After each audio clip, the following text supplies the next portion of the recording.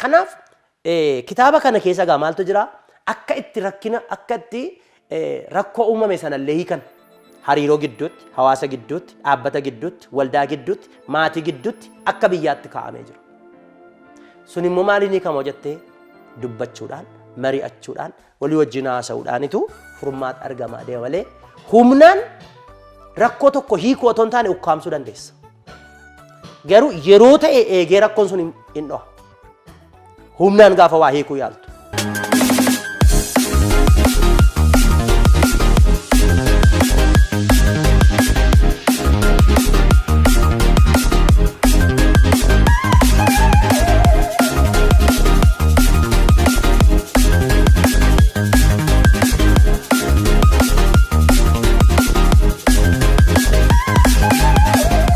Harka fuunee akkam jirtu kabajamtoota daawwattoota keenyaa kun qophii haala yeroo keenyaati.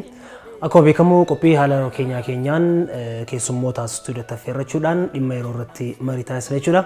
Har'as akkuma beekamu keessummaa tokko asitti affeerrannee jirra. Keessummaan keenya eenyu maal barreessan yookaan maal hojjetanii kan jedhu isaan waliin tursi taasisna jechuudha. Hanga xumura sagantaa keenyaatti nu waliin tura.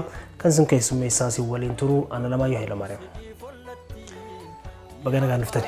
Bagana gaan nu eddani. Mee keessummoota keenyaatti wajjin wal barra. Keessummoota keenya wajjin mee isin wal baraame maqaama keessanii jalqabaate. Tole maqaan koo Apostel Dr. Waaqtolaa Caalaan jedhama. Naannoo magaalaa Finfinnee kana kutaa bulchiinsaa Nifaas Silk Laaftoo ganda 11 keessa jiraadha. Baay'ee gaariidha. Egaa har'a kanatti wal geenyee keessattuu dhimma nagaa irrattidha. Isinis kitaaba nagaa guutuu jedhu kana barreessitanii jirtu.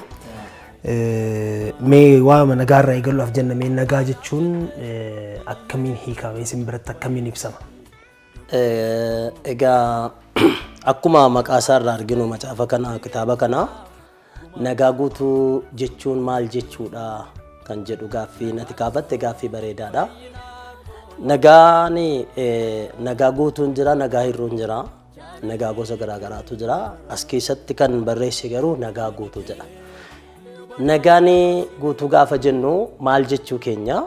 Nagaa guutuu gaafa jennu namni tokko boqonnaa sammuu, boqonnaa lubbuutii fi boqonnaa hafuuraa yoo qabaate namni sun nagaa guutuu qaba jechuu dandeenya. Nagaan nama sanaa guutuudha jennee dubbachuu kan dandeenyu yoo namni sun boqonnaa qabaatedha. Boqonnaa maalii? Boqonnaa lubbuu isaatii. Boqonnaa sammuu, boqonnaa hafuuraa yoo qabaate namni kun nagaa guutuudha jennee dubbachuu dandeenya jechuudha.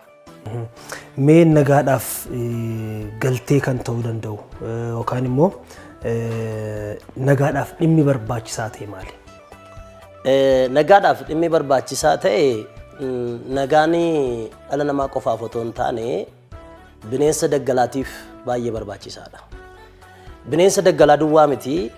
Mee horii dhumtu gaafa walitti dhuftu nagaa wal gaafatti. Eegee ishee raaftee sagalee waloo isaanii sagalee nuti hubachuu dadhabna malee isaan akkaataa itti nagaa wal gaafatan qabu.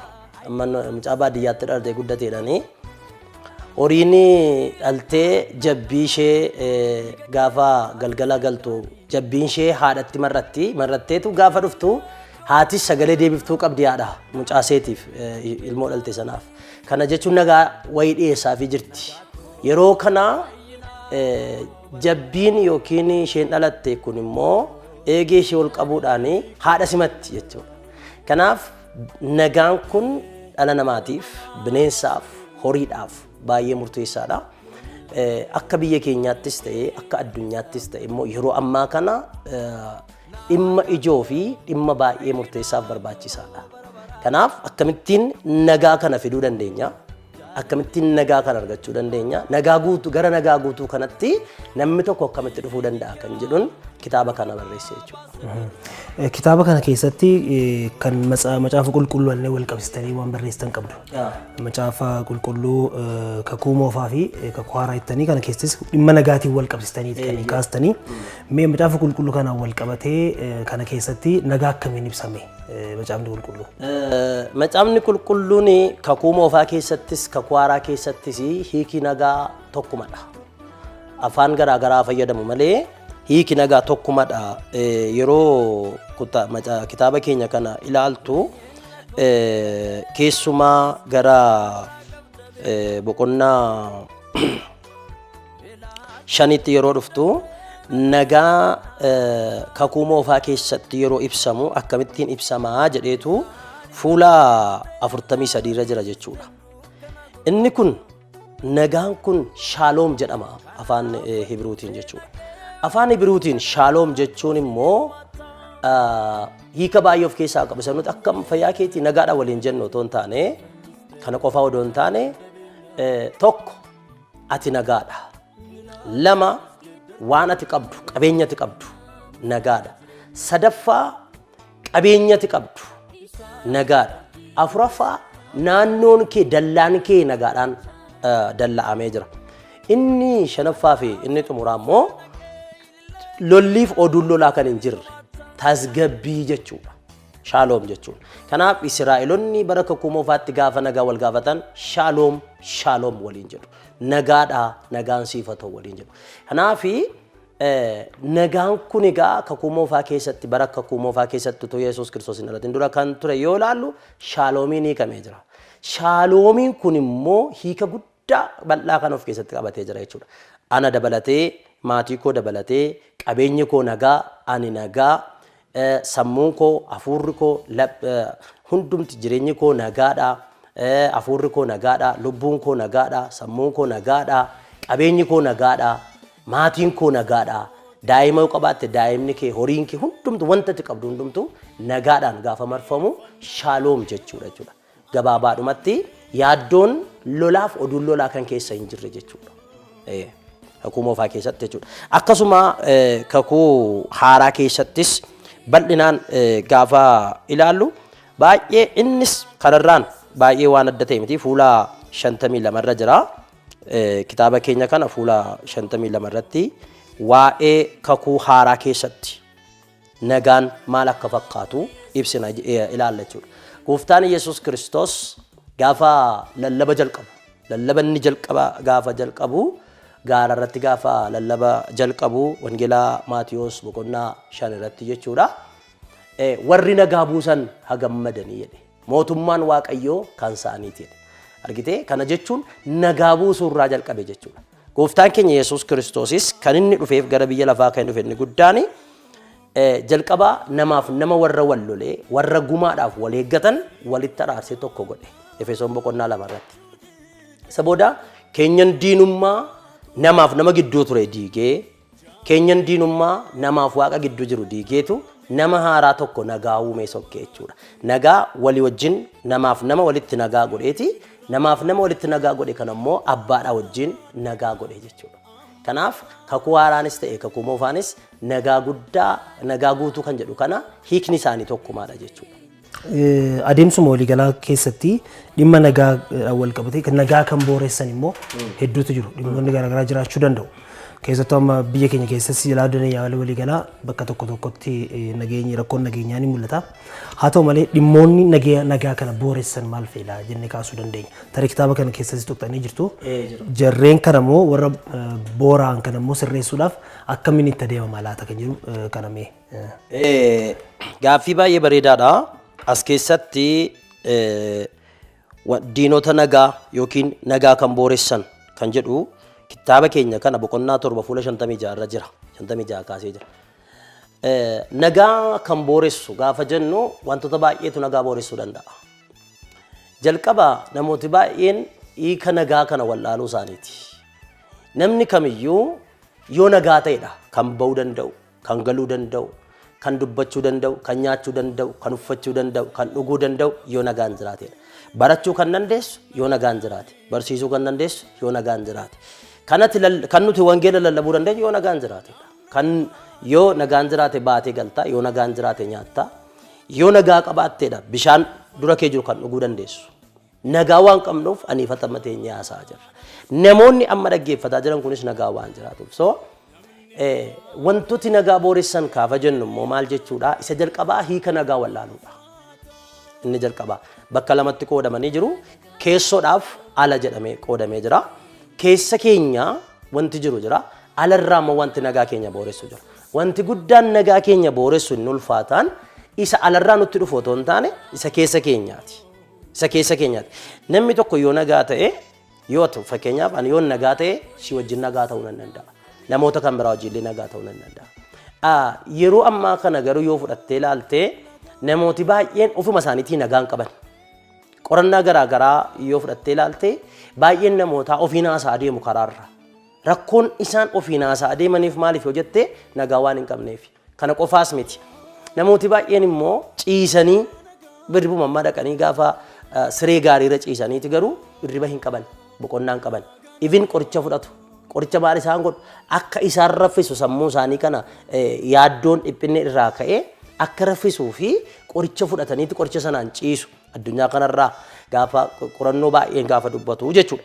Kanaaf kan godhe maalidha yoo jenne rakkoo keessaatiif rakkoo alaa wanta jedhamutu jira. Rakkoo keessaa gaafa jennu namichuma keessa kan jiru. Rakkoo alaa gaafa jennu immoo namichaan alatti namicha irratti dhiibbaa kan uumu rakkoowwan kanatu jiru. Egaa akka dhuunfaatti kaasuu dandeenya, akka waldaatti, akka dhaabbataatti, akka biyyaatti kaasuu dandeenya. Kan akka dhuunfaatti sii kaasa. Akka dhuunfaa tokkotti nama tokko rakkoo nagaasaa kan booressuu danda'u nagaan maal akka ta'e wallaaloo isaati. Isa jalqabaa. Inni lammaffaan immoo yaadda'uu, dhiphachuu, cannaqamuu rakkoo tokko keessa gaafa galan namoonni biyya lafaa kanarra amma jirtutti rakkoo waanuma jirudha.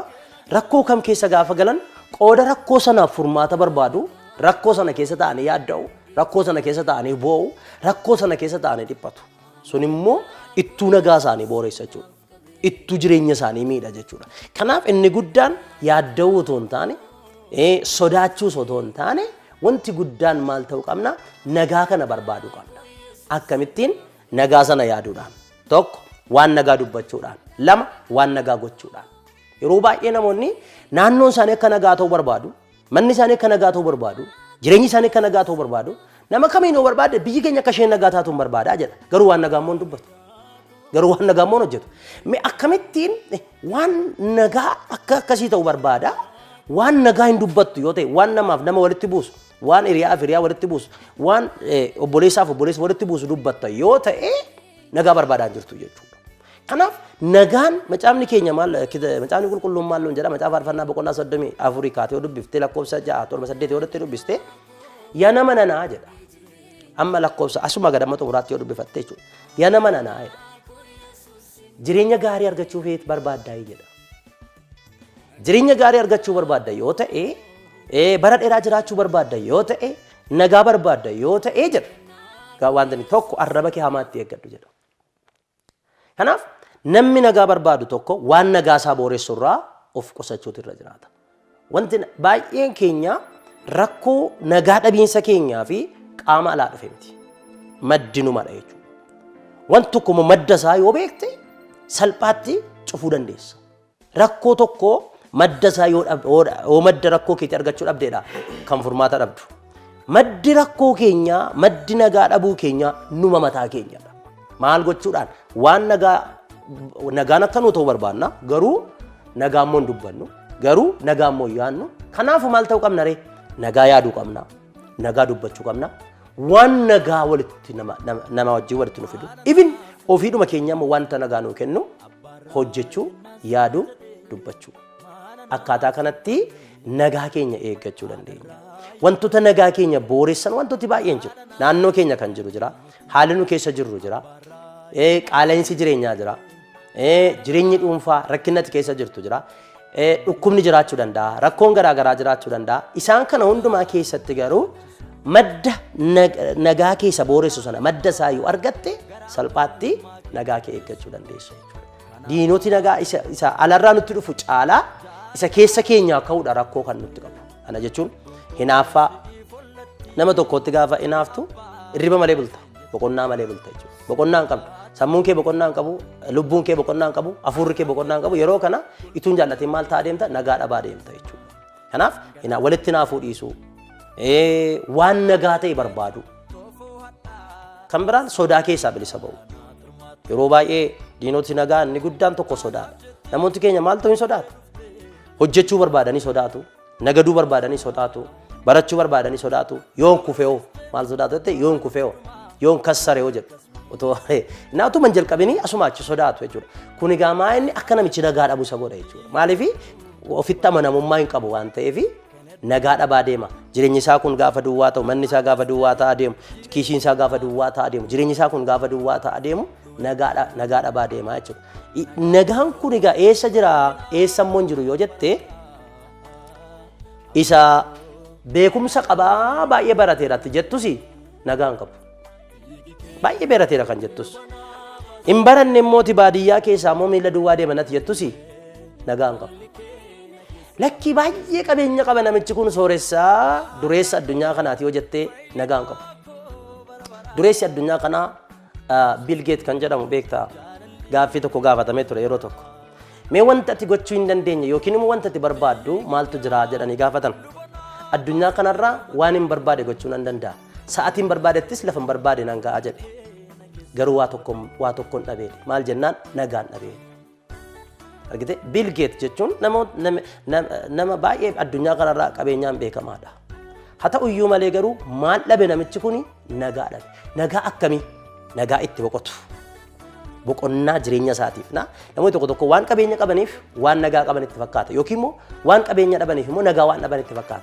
Nagaan qabeenya argachuu dhabu wajjin waan walitti dhufu miti. Nagaan inni guddaan boqonnaa sammuu keetiif, boqonnaa lubbuu keetiif, boqonnaa hafuura keetiif waan hojjetaa jirtu tokkotti boqotaa jirta. Aara galfataa jirta.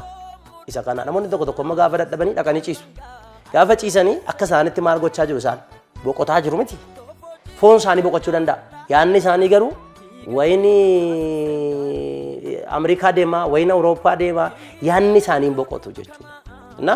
Namoota tokko tokko amma dhugaatii dhuguuf.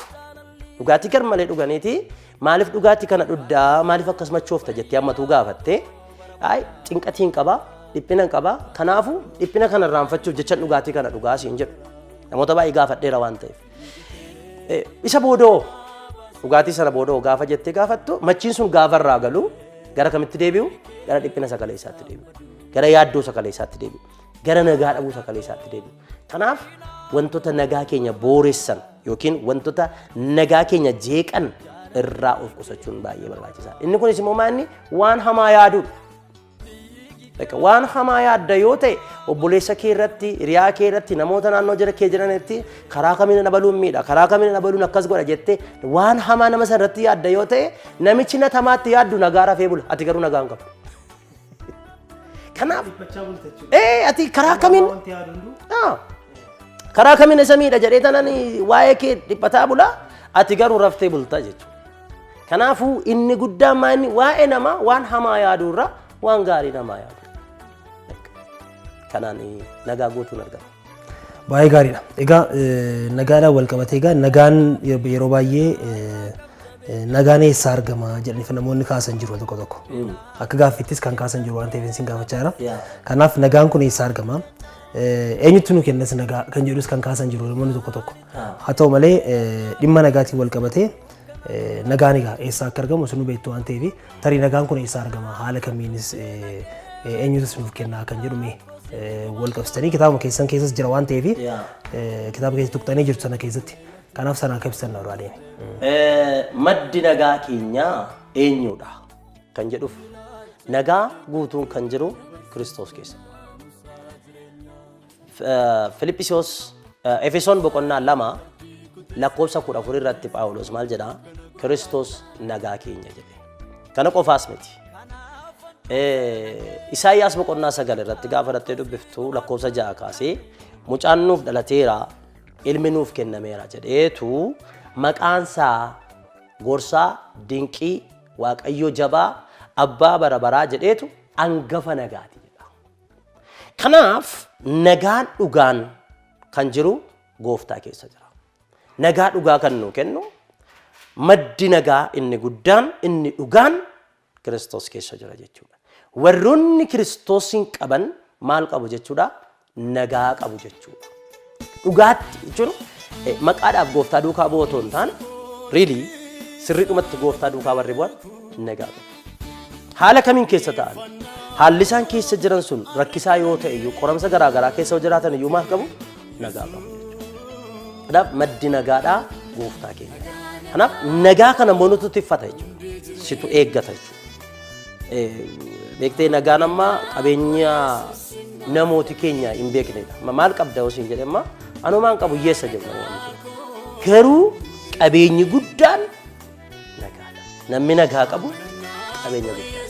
Maaliif warroonni argaman kun waan hin argamne kanarra amma nagaa gaafa jettu bu'aa nagaatu argama malee nagaan ijaan arguu hin dandeessu harkaan hin qabattu. Garuu bu'aansaa iddoo olaanaa qaba. Harkaan qabachuu hin dandeessu. Nagaan hin argamu ijaani garuu bu'aa nagaa argachuu dandeessa. Nagaan yoo jiraate akka barbaaddetti baatee galuu dandeessa. Nagaan yoo jiraatetu hojjechuu dandeessa. Yoo nagaan jiraate walii galtee nama wajjin haasa'uu dandeessa jechuudha. Kanaaf egaa madda nagaa kana gaafa ilaaltu nagaan kun eessaa argama jettee Waaqayyo bira argama. Nagaa Waaqayyo bira argamu kana immoo nagaa Waaqatu kenna eeyyee. Kanaaf maalli addunyaa guutummaan kun maaf nagaan taatu erga nagaa Waaqayyotti kenna ta'e. Waaqayyo akka nagaa kennu nagaa sana beekanii nagicha eegfachuu qabda. Sitti eeggata nagaa. Waaqayyo kan kennu yoo ta'e iyyuu maddi nagaa Waaqayyo yoo ta'e iyyuu situ eeggata situ qabata jechuudha. Egaa akkuma isin kaastanii nagaan Waaqayyo biraa argamu jettanii jirtu. Nagaa kana immoo keessattuu namarratti daba yaadurraa Waaqa sodaachuun waan tokkodha. Kanaaf dhimmoota kanneen irratti immoo barsiisuudhaaf abbootiin amantaa gahee guddaa qabu. Dhimma nageenyaa irratti wal qabsiisee hawaasa barsiisuu irratti gahee guddaa qabu waan ta'eef amma biyya keenya keessatti ilaallu al tokko abbootiin amantaa tokko ofii isaaniitu yeroo isaan waa'ee nagaa haasofaniitu jira waan ta'eef mee sana irratti maal jettu? Abbootiin amantaa nama nan tajaajila waldaadha. Ga'een keenya inni guddaan nagaa labsuudha. Amantaa kamiin haa hordofanii? Amantaan kamiyyuu dhaqi nama ajjeesi, dhaqi nama akkas godhii wanti jedhu hin jiru. Amantaa kam keessayyuu na akka carraa ta'an macaafota garaagaraa dubbiseera. Macaafotan dubbise kamiin keessayyuu jaalladhu jedha. Waan sii ta'u feetu immoo obboleessa kee godhi jedha. Waan akkasii ta'u feetu Quraana keessattis 81 keessattis macaafa 66 keessattis kan amantaa kan buudizimii illee dubbiseera mormoonii illee dubbiseera macaafoti kun hundumti isaanii waa'ee maalii haasa'u jettee obboleessa kee akka jaallachuu qabdu. Nama kan ta'e hundumaa akka wal qixxeetti ilaaltu isa kana dubbatu jechuudha. Kanaaf abbootiin amantaa namoota baay'eetu duuba amma fakkeenyaaf biyyi keenya biyyoota biraarraa baay'ee garaagarummaa guddaa qaba Itoophiyaan. Maayinni garaagarummaa guddaan qabu jettee aadaa bareedaa tokko qabna. Aadaa bareedaan nuti qabnu akkuma biyyaatti jechuudha. Geggeessaa keenya dhageenya. Amantaa duwwaa yoo ta'u hin taane uummati keenya geggeessaa isaa dhaga'a. Geggeessaadha jedhee namni tokko dura yoo jiraate hin dhaga'a. Kanaaf gara sabaaf sablammii 80 oliitu jira. Olmoos gara 84-85 jedhamaa jira. 85 kun sabaaf sablammoonni kun hundumtu aadaa mataa isaatii qabu. Aadaa isaanii keessatti immoo duudhaa isaanii keessatti immoo maaltu jira? Hundumtuu geggeessaa mataa isaanii qabu. Maal dhaga'u gaa? Geggeessaa isaanii dhaga'u. Kanaaf abbootii amantaa gaafa jedhamu immoo isa sanarra baay'ee caala. Waa'ee lubbuutiif amananii duukaa jiru. Namni kun waan gaarii natti dubbata jedhanii amantoonni yookiin namoonni nama sana hordofan waan yaadaniif nama 10,000 geggeessi, nama 2,000 geggeessi, 10,000 geggeessitu sun hammam yoo si jibbeyyuu waa'ee lubbuu kootiif waan gaarii yaada jedhee si duukaa waan deemuuf iddoo nagaa kanarratti shoora olaanaa taphachuu qabu jechuudha. Inumayyuu miidiyaa garaagaraa caalaa sooshaal miidiyaa garaagaraa caalmaatti akkasumas miidiyoota gurguddaa biyyattiin qabdu gararraatti waa'ee nagaa lallabuuf dubbachuu kan qabu abbootii amantaati. Maaliif yoo jettee wanti nuti teenyeef dhugaa barsiisuudhaa fi dhugaa lallabuudhaa fi dhugaa kana namoota agarsiisuudha. Kanaafuu dhaqiitii obboleessa kee miidhii, obboleessa kee jibbii, isa tokko ol kaasii, isa tokko immoo gadi qabii wanti jedhu macaafa kam keessattuu hin agarre. Sadarkaan amma jiru kana keessatti. Maaltu jira inumayyuu wayyaa uffattullee ofirraa baasii kennii jedha. Waan nyaataa jirtullee akka hiyyeessi bukkee jiru tokko akka inni nyaatu godhi jedha. Kanaaf gargaari jedha malee miidhii, cabsii, falaxii, lafaan dhahi wanti jedhu hin jiru jechuudha. Kanaaf namoonni akka jedhan kun dhaabbata amantaa kamiinuu bakka bu'uu hin danda'u. tariitii maqaa amantaa jedhu sanaan guugatanii deemuu danda'u.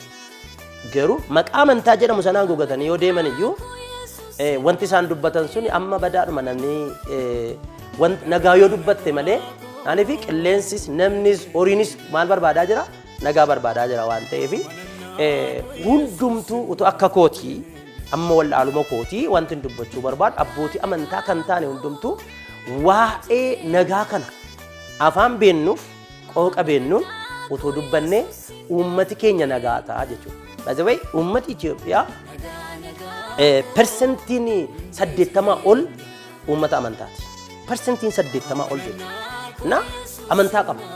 Amantaa qaba. Persentiin 80 ol uummata amantaa hordofu ta'ee garuu warri dura jiru warri geggeessitoota taanee saba kana geggeessina jennee yaannu immoo waa'ee nagaa yaannu waa'ee nagaan dubbannu yoo ta'e uummati nuti ellaa jiru sunis nagaa yaadu jechuudha. Nagaan dubbatu jechuudha. Kanaaf warra nagaan dubbanneef warra nagaa yaanneef warra nagaa hin hojjenne yoo jiraatan dhaabbata amantaa kamiinuu keessa yoo jiraatan dhaabbatanii akka of ilaalan hin barbaada jechuudha. Sababiin isaa maaliifi waa'ee nagaa yoo yaadde namaaf nagaa yoo yaadde jalqaba kan fayyadamu si. Yoo garuu nama tokko irratti waan hamaa yaadde immoo jalqaba kan miidhamu si. Amma namoonni abaluu nama miidha jedhanii ka'u malee isa jalqabaa kan miidhamu isa miidhuuf ka'edha. Sigalee kanaaf iyyuu maaliif akka jetta yoonaan jette immoo macaafa qulqulluu keessatti yoo laaltu warra nagaa barbaadaniif Waaqayyotu lola. Ati nagaa barbaadi malee yeroo hundumaayyuu nagaa wanta jedhamu duuka ati bu'i malee nama loluudhaaf yookiin nama miidhuudhaaf yookiin obboleessa kee yookiin obboleettii kee tokko miidhuudhaaf deemuun gaarummaa hin qabu jechuudha. Kanaaf ijoo guddaan wanti dubbachuu barbaadu biyya keenya Itoophiyaa keessa kan jiran geggeessitoota abboota amantaa kan ta'an umuriidhaan naa ol kan ta'an umuriidhaanis tarii naa gadi kan ta'an qixa kamirra kan jiran beekumsaan naa ol kan ta'an abboota amantaa fakkeenya gaarii nuu ta'an baay'ees qabu. Kanaaf akka abboota amantaa warra durii nagaa wayya jedhanii dhimma nagaatiif aarsaa guddaa kaffalaa turan jiru jechuudha. Kanaaf akka kootti yaada araaraa kana yaada nagaa kana xinnaaniif guddaan otoo fudhatee namoonni kaleessa dheengaddan wal lolanii wal miidhan jiraachuu danda'u garuu nagaatu caala. Isa kaleessaa dhiifne nagaa buufne araara buufne obboleessaa wajjin yoo jiraate baay'ee gaarii ta'a jedhee yaada. Duramma argiteetta yoo ta'e manni koof manni kee wal bukkeedha yoo ta'e gabaa dhaquuf yoo jedhani warri keenya dur cufaan qabu manni beektaa dur balbalumti banaadha gabaa dhaqaan jiraati naa laalaadha baluu jedhani gabaa dhaqu. Amma garuu alaan cufanii keessaan cufaniiti ollaarraa wal eeggatu. Sigalee ollaarraa wal eegu amma. Sila dur yeroo nagaan jiru maaltu jira ollaatu mana keessii eega. Amma immoo ollaarraa wal eeggachuu dhufe. Lagaa wal eeggachuutu dhufe. Kanaaf maal ta'uu qaba yoo jette wanti guddaan bu'aa guddaa kan nuuf qabu nagaadha waan ta'eefi nagaa kanarratti hojjennuun dhaamsa kuusa guddaadha jechuudha. Eenyuuf abbootii amantaatiif. Abbootiin amantaa keessumaa dhaabbata kam keessa jirru qixa kamiin kan uummata bakka buunee tajaajilaa jirra geggeessaa jirra waa'ee jireenya bara baraatti lallabaa jirra warroonni jennu dhaabbata amantaa kamiin keessa yoo jiraannu waa'ee nagaa kanarratti xiyyeeffannee hojjechuun nurra jiraata. Sababiin isaa yoo nagaan kun jiraatee amantaa keenya illee seeraan geggeeffachuu kan dandeenyu waan salphaa miti jechuudha. Bu'aan nagaan kennu akka namoonni salphisanii ilaalan miti. Gatiin qabu nagaan. Gatiin nagaa 5 miti 10 miti 100 miti. Miliyoonaan miti doolaaraan miti yuuroodhaan miti paawundiidhaan miti. Sigalee nagaan gatiin isaa hin herregamu. Caammaan keenya uffati keenya nyaati nu nyaannu wanti manni bareedaan amma nu keessa jiru kun wanti hundumtuu gatii qaba. Kaameeroti kun gatii qabu. Uumama Waaqayyoo irraa kan hafe nagaa kana dabalatee gatiin isaanii hammana wanti jedhamee lafa keeyame hin jiru. Gatiin nagaa guddaadha jechuudha. Herregisaa kana jedhamee himamuu hin danda'u. Kanaaf isa kanarratti hojjechuu qabnaadha. Dhugaadha. Egaa xumura irratti egaa dhimma nagaa guutuu jettanii isinis barreessaniitu gahee keessanis ba'aa jirtu waan ta'eef nagauma kana nagaa guutuu jettanii kitaabuma kana barreessuudhaaf iyyuu maaltu isin kakaase maaltu akka kitaaba kana barreessitaniifis kan sammuu keessatti kan dhufe maali? Akka dhiibbaa kan isinitti godhe maalidha? Egaa namoonni nagaa barbaadaniin waa'ee nagaa haasa'u. Namoonni nagaa hubatan immoo waa'ee nagaa barreessu. Kanaaf nagaan kun eenyuuf barbaachisa? Eenyuuf ta'uu qaba jedheen taa'een itti yaada. Anamma iddoon jiruuf bakka hin jirutti tajaajilaan jira. Garuu ga'aa miti. Uummatuma naannoo sanaa qofaadha kan hin tajaajilaa jiru. Garuu immoo nagaan kun uummata addunyaa kana guutummaa barbaachisa. Keessumaa immoo eessarraa ka'uu qabda? Gaafa safara naannoo kee qulqulleessuu barbaaddu jalqaba mana keetii gadi ba'uu qabda. Mana kee qulqulleessita, mana kee xaradda. Erga mana kee xaraddee booda, erga gola xaraddee booda, saaloonii kee xaraddaa, erga saaloonii xaraddee booda, balbala mana keetii xaraddaa, erga balbala mana kee xaraddee booda, safara kee naanna'aa kee sana xaragaa deemta.